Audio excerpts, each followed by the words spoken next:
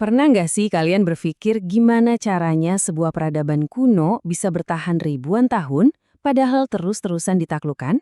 Hari ini, kita akan mengupas salah satu kisah ketahanan paling luar biasa dalam sejarah.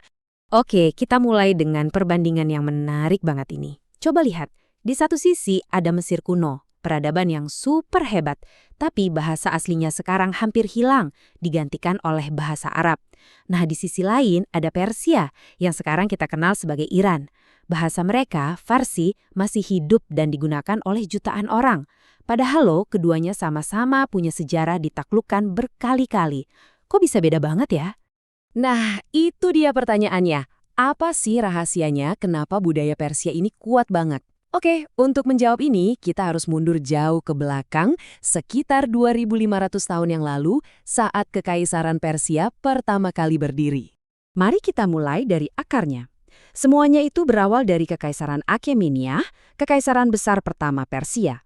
Ini bukan kekaisaran biasa, ini adalah superpowernya dunia kuno.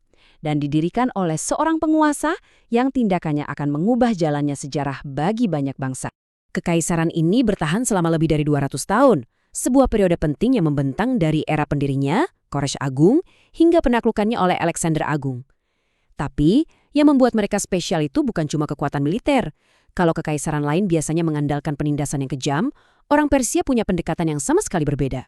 Contoh terbaiknya, kebijakan Koresh Agung yang legendaris. Dia mengizinkan orang-orang Yahudi yang diasingkan di Babilonia untuk kembali ke tanah air mereka dan membangun kembali kuil mereka. Di zaman itu, ini adalah sebuah tindakan yang revolusioner. Toleransi beragama seperti ini belum pernah terjadi sebelumnya. Ini bukan sekedar manuver politik, tapi sebuah cara baru dalam memerintah sebuah imperium. Tindakannya begitu berdampak, sampai-sampai dalam Alkitab, Koresh menjadi satu-satunya tokoh non-Yahudi yang diberi gelar Mesias atau yang diurapi Tuhan. Wow, ini menunjukkan betapa dalamnya kebijakan toleransinya dihargai. Tapi ceritanya nggak berhenti di situ. Bahkan ketika Persia ditaklukkan, pertama oleh Yunani, lalu oleh tentara Arab pada abad ke-7, budayanya itu nggak hilang. Justru sebaliknya, budaya Persia malah menaklukkan balik para penakluknya. Gimana caranya?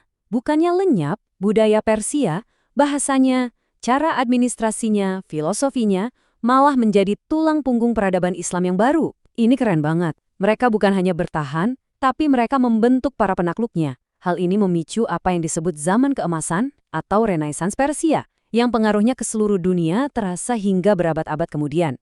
Lihat saja nama-nama besar ini. Ada Al-Khwarizmi di matematika, Ibnu Sina di kedokteran yang karyanya dipakai di Eropa selama 600 tahun.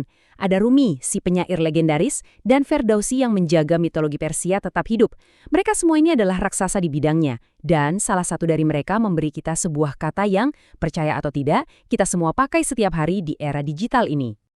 Iya, benar sekali. Algoritma, konsep yang menggerakkan dunia digital kita ini berakar dari nama seorang cendekiawan Persia yang brilian. Ini bukti nyata betapa dalamnya pengaruh mereka.